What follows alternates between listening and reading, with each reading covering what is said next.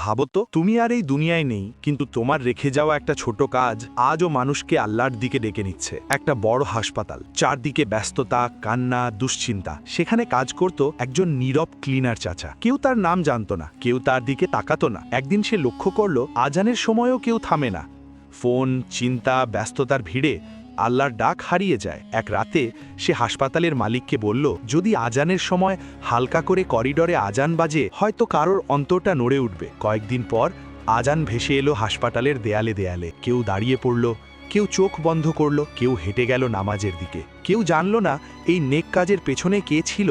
কিছুদিন পর খবর এলো ক্লিনার চাচা আর নেই, তার জায়গায় পড়ে রইল একটা পুরনো জায়নামাজ। কিন্তু আজান এখনো বাজে, মানুষ এখনো নামাজে যায়। মানুষটা চলে গেছে, কিন্তু তার আমল এখনো চলছে। হয়তো তোমার ছোট একটা কাজও কারোর ইমানের শুরু হয়ে যাবে। আজানের ডাক শুনলে দেরি করো না, দাঁড়িয়ে যাও আল্লাহর সামনে।